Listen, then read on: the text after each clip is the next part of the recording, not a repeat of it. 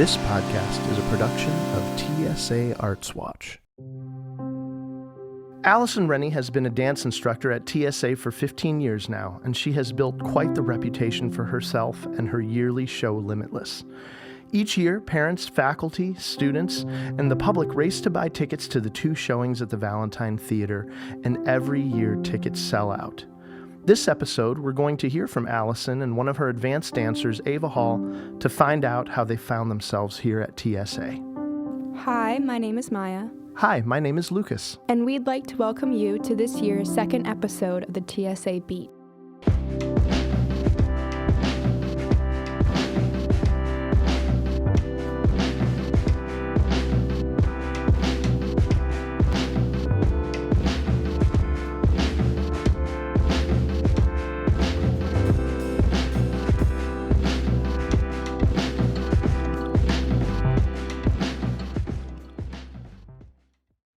So I grew up in Toledo dancing at what was called the O'Connell Hot Shots and then the Cat Squad, which is now kind of Company C, like the same people now own that. I went to Start High School. I was on the dance team there. I did the musicals there. And then my junior year of high school, I really kind of had to make a decision, and I decided that I really wanted to dance. And I kind of started, I was never good by any means, but I kind of started becoming decent, and I was like, okay, I could probably try to make this a career. So I auditioned at Wright State, and I just loved their program. So I went there, I got my BFA in dance and a marketing minor, and then I auditioned my whole senior year at Wright State, and I got close to a couple things, but never really landed a gig in New York or anything. And so my mom told me they had an opening here, and I applied, I want to say the week after I graduated from Wright State. I think I actually got offered the job August 10th, and we started August 30th or something. So I was a 22-year-old, just like, okay, I'm gonna go teach these 18-year-olds, which was weird because, some of my friends were like close to that same age. So yeah, I'm so thankful I got that job and that my mom told me to apply for that. My first 6 weeks of teaching, I taught in a room about this size. It was like a closet because my studio was under construction. So that's kind of a full circle moment too. Like my first year was construction, now year 15 is construction. So I would have like 15, 20 kids in a room like this trying to do jumping jacks. I'm not kidding. It was about this size. It was crazy. So that was like the first 6 weeks, and I was like, what am I doing? It was so nuts. But then I got in my studio and I was like, whoa, this is so cool. The hardest thing for me was because we were kind of closer in age, it was difficult for them to look at me as an adult and for me to look at them as students and we weren't friends. Like we were so close and we were friends, but trying to find that, the boundary and me having to be a little tougher because I tended to be, and I still kind of am. I'm not a pushover, but I tend to be a little lenient at times, but I will say I've gotten a lot stricter. I think you have to be. And I found that the kids actually respond better to that instead of just like free reign all over the place. But that was hard for me. The disciplinary, I didn't want to really do any of that. I just wanted to have fun. I almost didn't have to become like a strict disciplinarian. I just had to set up my expectations in the classroom. And once I started figuring that out, okay, this is what I expect from you, they like really rose to the occasion. And so it didn't have to be me saying then, no, don't do that, don't do this, don't do this. It was like, I want you to do this and achieve this. And it just, I would say it was like year 3 or 4, it kind of started gelling where I was getting it and they were, figuring out kind of what I wanted. And every year since, they just keep raising the bar, and it's pretty incredible. And the kids, kids are so smart. Like, they know when a teacher is faking it. They know when someone expects a lot and is prepared a lot. And I think the kids, you know, they look at you like, okay, this teacher knows what they're doing, they're prepared, they're ready to go, and then they respect you. It's kind of, I don't know. I don't think I'll ever be that teacher that's like super crazy strict. But ask some of my students, maybe they think I am super crazy strict and I'm just not aware of it. My first 2 years of Limitless, there was no theme whatsoever. And I just kind of was scrambling to make something. The very first Limitless was with Miss Wild, if you remember her. We were together at the Mommy Indoor. And so I want to say that was, I maybe choreographed like 8 dances. And then the next year we moved to Owens. There was no theme there. And then after that, year 3, I started like, okay, I got to figure out how I'm going to do this year after year after year. And so then the idea of a theme kind of came to me. And we kind of started that with Kaleidoscope. So that's where I was like, okay, I can try to piece this together.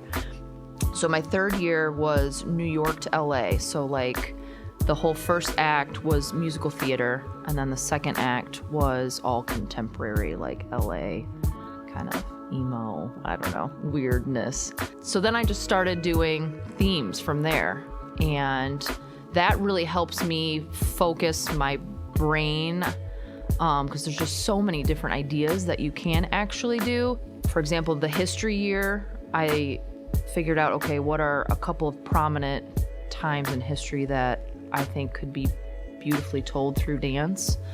And then it's really fun for me because I am a huge like bookworm nerd. I love researching. My favorite thing to do over the summer is I will get out probably 15, 20 books from the library and just spend hours researching different dances. And then I just pick kind of my top ones. And then if a song, usually, you know, I have this idea and I'll hear a random song on the radio and that'll kind of match up. And then I just kind of start putting it all together from there.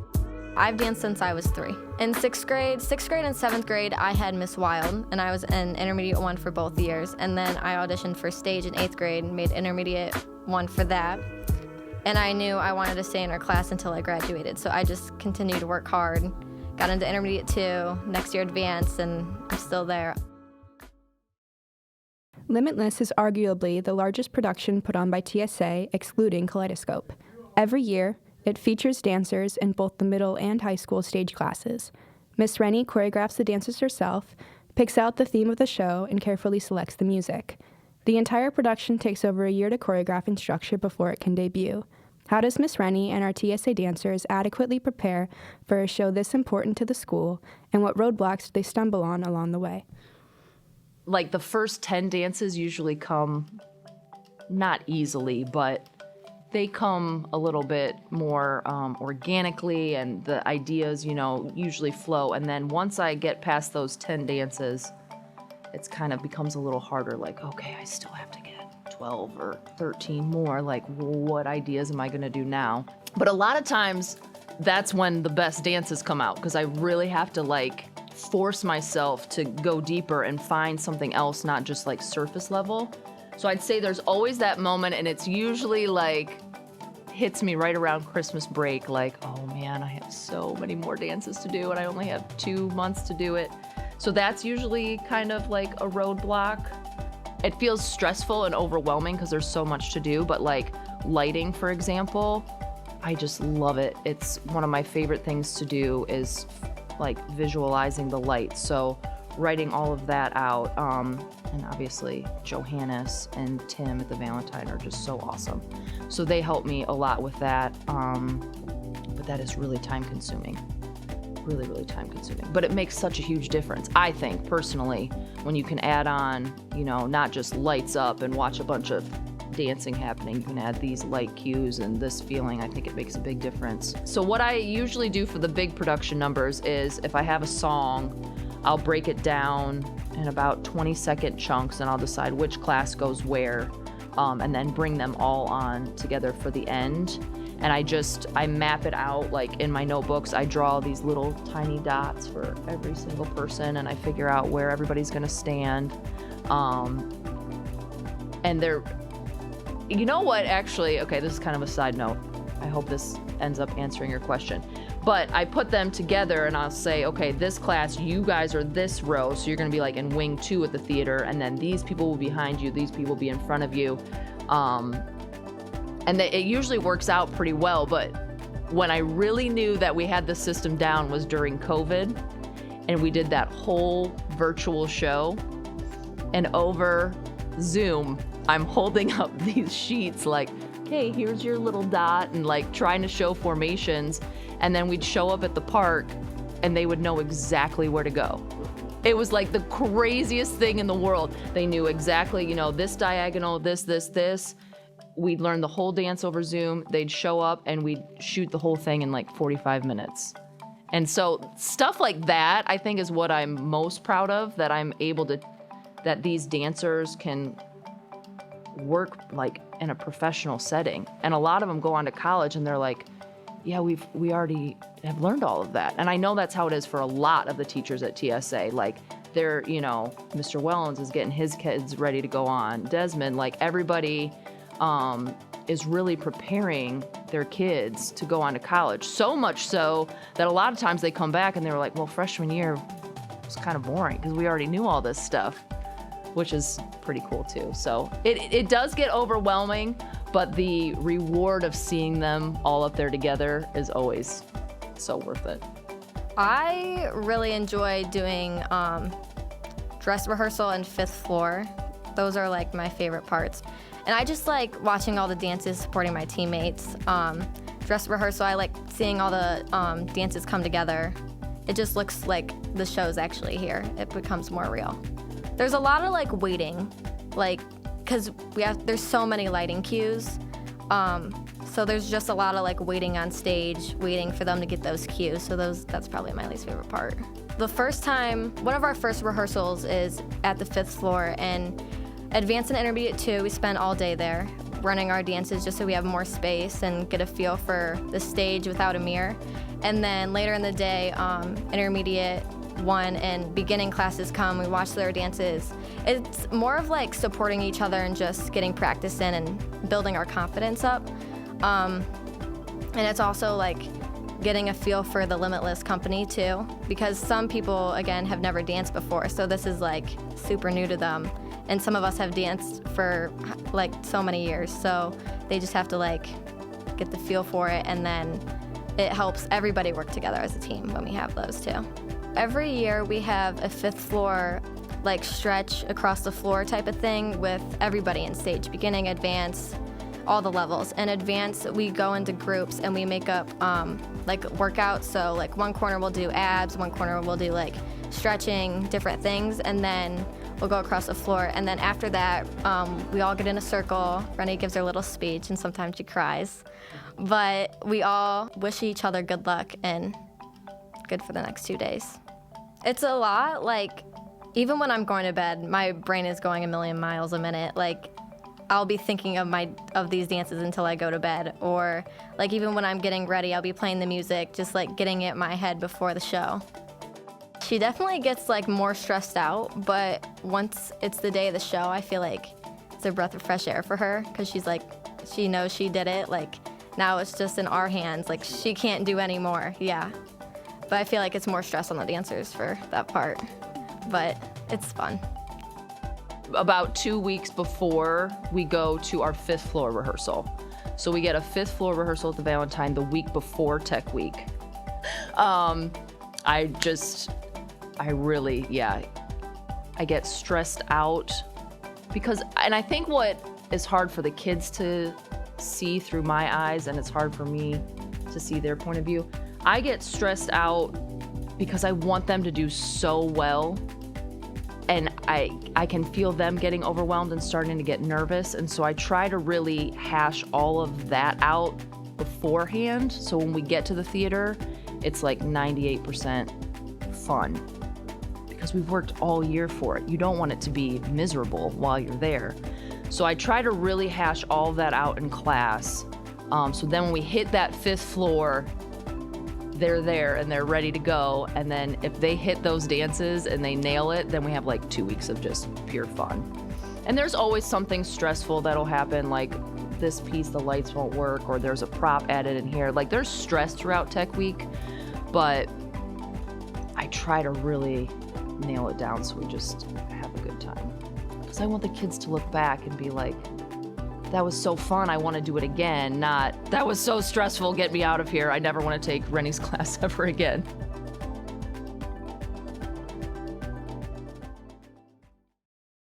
Many dance studios have a strong sense of competition between their dancers. Is there competition within the TSA dance departments? How does competition impact the dancers and their relationships with each other? Is the competition different at TSA than the competition they experience at their independent dance studios? If so, how? My first year wasn't too bad because I think everybody was still just like walking on eggshells around everyone. And then it was like my second, third, fourth year, I was like, woo, this is getting kind of intense. Now, I don't see a lot of it. So it could be happening and I don't know about it. There's definitely competition, but I think it's more supportive competition, if that makes sense. And I've kind of worked it out now to a system where I really only audition dances in my advanced class. This year I'm actually doing an audition piece for beginning, which is the first time I've ever done that. So we'll see how that goes, but they're doing great so far. And I try to always make it so you're casting at least 2 or 3. So that seems to kind of help a little bit. I hate that there's competition, but I also feel like they have to be set up for that because that's how the real world is. And there's competition to get into college. Once you're in college, there's competition for those. There's always going to be competition for jobs. But I will say, at least from what is presented in front of me, there's a lot more grace and kindness and support now, which didn't necessarily used to be the case.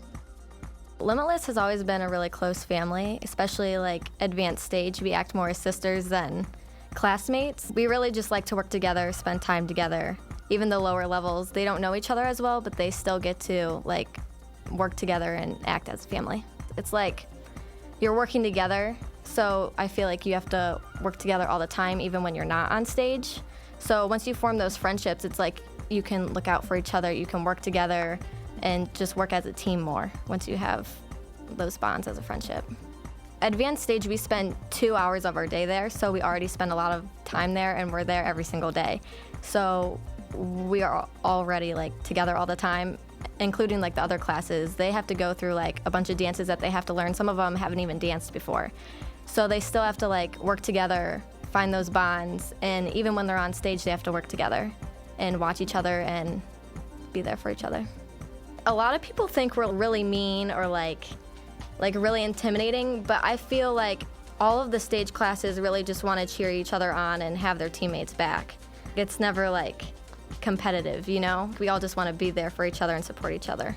Dance is already like a really competitive thing, and some people don't have the best experience like with dance studios or places they've danced at. So I feel like TSA is a safe place for people to come and feel safe and confident about themselves. The classes are a lot shorter, obviously. At my studio, it's like we have competition season too. So when we get closer to competition season, which is around February to June, our teachers are really, really hard on us. Like they'll drill us till we're dead. And we'll have to come in on weekends. It's a lot. But at school, I feel like it's kind of similar, but it's not. We still have a lot of practices, but like we still have that time to find a bond and like have with our family, you know? When I talk about like dancing at school too, they're like, oh my gosh, like I don't know how you dance for so many hours a day. But it really doesn't feel like so many hours a day when you know you love doing it. So yeah, I just like doing what I do. Really, if I didn't have TSA in my life, I don't know where I would be, because this has really made me the person I am today. Personally, when I started taking stage, I was really intimidated and quiet. Like I didn't want to like talk to anybody. I was just there to get the job done. But since I've been there for so long, I've grown closer to Reny and all my classmates. So it's really just finding that bond and coming outside your comfort zone. Since I've danced and become a part of this company, it's like I've like come out of my shell, I've bloomed a little bit. Well, not a little bit, like a lot of it. But yeah, it just, I don't know. Dance has helped me like become more social, find who I really am. Like even if I don't want to like talk to someone, I feel like I can express that through dance, which I feel a lot of people do. Like that's our outlet. Everybody in one of my classes dances at a different studio. So that's the competition world outside of TSA. So it's kind of nice to bring them all together from these different studios and styles and see them work together. So I think a lot of times they look at Limitless and advanced stage or intermediate stage as there's competition, but we're like family and working together. And it's really cool just to see, you know, strengths from all these different kids. Like one studio has just insane tap. And so to see those kids come in with this studio who is really strong at contemporary, it's really cool to see them all meld together. And I think it makes for a stronger dancer overall. It used to be a lot of times people at studios didn't love the fact that their dancers came here because they thought it was competition, but it's not. We're during the day, like we're a school. There's no competition here. And I think it just makes for more well-rounded dancers, so. Every year, Miss Reny's advanced junior and senior dancers choreograph pieces to be auditioned for a slot in Limitless. The winner is decided from a student showcase months before the show. Whoever is chosen is allowed to audition all of their dancers in the advanced stage class for spots in their piece. What is the process of choreographing like from a student perspective? And how has Miss Reny's teaching style affected how they work with their dancers now? So, well, we do the choreography showcase in the fall, and every advanced junior and senior gets the opportunity to choreograph a dance. And then the winner from that show, so it's adjudicated, the winner will then be in Limitless. So that's like the main kind of piece. And then all advanced seniors are able to do a solo if they want, not mandatory, but if they want to. And then, so that's really the only two like TSA student choreographed pieces. And then I do an alumni piece. So this year it's actually Maria Jacoby. She was my sub while I was out on maternity leave. She's the bestest. She is the only reason this whole year 15 is even happening, so that's amazing. So she's doing an alumni piece. It's a really cool tap piece. So she has a cast of, I think, 9. And then choreographically, that's what the students do. And then the juniors and seniors have like a piece together that I choreograph. Sometimes it's just seniors, but this year it's juniors and seniors together. And then the seniors get, you know, like some special sections in the production numbers and just like some standout moments so they can have their, you know, last hurrah. So Ava Hall, her piece won. Yeah, she got first place at the choreography showcase, and then Nia Fleming actually got second place. So hers was performed on First Friday, and Soraya Harris got third place. So she ended up performing on First Friday. So Ava's a junior this year, so her piece is in that. And then Caitlin Scott, Soraya Harris, Chiana are the 3 soloists that'll be performing for the senior part. And then Maria Jacoby, her alumni piece. Yeah, those student pieces always blow me away. Like if I could have choreographed like that at that age, oh my gosh, they're so talented. Really, really strong. You know, and I love that moment too where they get to just like express them. You know what I mean? Like we get to see them as dancers doing what I envision, but to then finally get to see them do what they want to do and tell their story and their style, it's just always so cool. So I usually take the first, well, it depends on the level. So advanced, we usually start right away because they have so many. And they have that choreography showcase, which takes up like the November month. So I usually start with them right away. Intermediate levels, we probably start about a month in. And then the beginning levels, I usually take the first 2 months to kind of lay the groundwork of technique and different styles. And then they usually start their first choreography for Limitless end of October, beginning of November. So like my beginning levels have about 4 to 5 dances in the show. And then advanced is, up to like 14, 15 dances in the show. It took me a really long time to come up with what I was going to do. Like for my audition, when I auditioned my cast, I had a completely different song and I just wasn't feeling it anymore. So I changed it the day before I was supposed to teach my dance. And I'm glad I did because it just helped me mentally and physically, like trying to figure out who I want to do it with and like what will work for my dancers. I've always said, like, if something's not working with your dancers, it's a choreography. Like, it's not just your dancers, you'll have to change it. So, like, if something wasn't clean, it was on me because it just wasn't working for my dancers. So I would change it so it did work for my dancers. Even today, like, we were all doing something different with our arms. And she goes, like, when we're cleaning, we do an 8 count of every dance. So it's like, we'll clean this, and it'll be like a little detail of your arms, just like, and it's not together. So then she'll be like, okay, let's change it to all together so it's cleaner. And yeah, that's how I kind of learned from that. The first night of Limitless is usually, they're okay. They start to get a little emotional. And then that second night, the last night, it's kind of funny, but not funny. We usually end the show with a really upbeat, in-your-face jazz dance, and usually the seniors are out there just like bawling while they're trying to do this smiley, happy dance. Like this year, it's The Greatest Show, that song. I'm not gonna sing it because I'm the world's worst singer.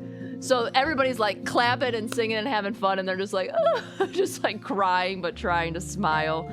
And a lot of the second night, I have to just like walk away and go in the back or go down to my dressing room and get my tears out and come back, and so usually that point. And then after Limitless, it's always kind of hard for a few weeks because it's like such a high, and then we're like, now what do we do? It's kind of gets boring for a little bit. But then once we hit that beginning of April and we go into Kaleidoscope, it's just nonstop, and then it's really the end. So I think it gets harder in a way because when I first started, I only had like my first class, I only had them for a year, and now a lot of these kids I have for all 7 years. They're with me 6 through 12, and it gets really hard. And again, I'm just a very emotional person, so it doesn't seem to get any easier. But I will say it does get a little easier in the fact that I now look forward to them coming back, and I get to see what they are doing after TSA. And thankfully, I'm in touch with just a ton of the alumni, and they'll come back and take classes a lot. I try to do summer classes that they come to take. I just messaged, I was up last night, feeding my baby at 2 a.m. And I was messaging all these alumni, send me a quote, send me pictures, because I'm trying to do a whole slideshow thing for Limitless, for the intermission section. So just reaching out with them through that, people I had in 2010 and them responding. It's so cool. I love that aspect. To me, it is just watching those kids work their butts off to create this show every year. And the only reason it's where it is because of them. If they did not want to put in the work and they didn't want, my advanced kids right now, they're like, can we do one more dance? And I'm like, you already have 14 dances. How are we going to do another dance? But it's they just want more and more and more. And I'm just so proud.